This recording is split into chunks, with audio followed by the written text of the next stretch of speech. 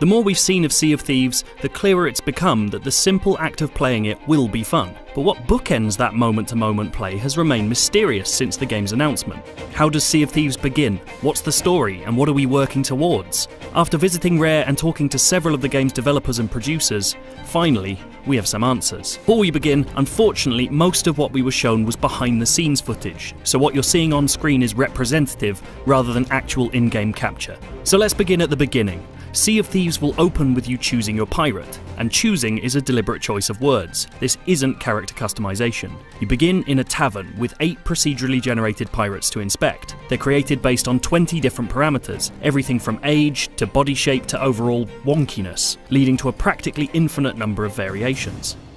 If you don't like the 8 you're shown, you can regenerate another 8, and you can do that as many times as you like until you find a favourite. Just make sure you want to spend hours with that pirate, because you never get a chance to alter their physical appearance again. Once you have a pirate, you'll need to choose a ship, and we finally got an answer on how boat ownership will work. Like the beta, your selection essentially boils down to a galleon, built for 4 players, or a sloop, built for 1 or 2. But the ship you choose only lasts as long as the gameplay session you're in. The compromise is in how boats are customized. Players can buy cosmetic upgrades, figureheads, sail designs, and specific hulls that they keep forever in the same way as clothing or equipment. Those can be applied to any boat, meaning each time you play, you and your new crew can decide on the look of your ship as you sail. We also have some description of the storyline. The actual Sea of Thieves itself is pitched as a physical place in our world, a mystical land that can only be found if you know where to go.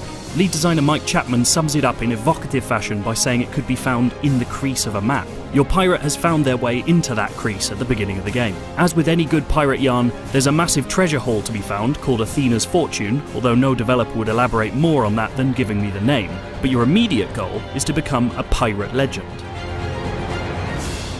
That's a much more tangible title than the buzzwordy E3 speak it's previously felt like. Completing enough voyages and raising your reputation with the game's 3 factions eventually awards you legend status, and that comes with its own rewards. A secret pirate hideout, the opportunity to take on legendary voyages, Sea of Thieves' closest equivalent to MMO's raid content, and your very own legendary ship. A different model to the standard galleons and sloops, Rare won't tell us what the specifics of this actually entails, or exactly how it works with a mixed crew, but one developer told us that your legendary ship is a whole other game type, and that it has access to things that other ships don't. The idea is that when players see a legendary ship on the horizon, it's like seeing the Black Pearl.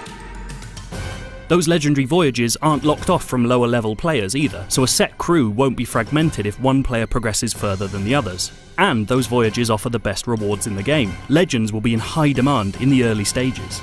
Inevitably, of course, the world will become saturated with pirate legends, making that tag less valuable. But Rare says becoming a legend is essentially Sea of Thieves' first chapter. It's endgame content at launch, but will become something like start game content once the game gets its first major free content updates.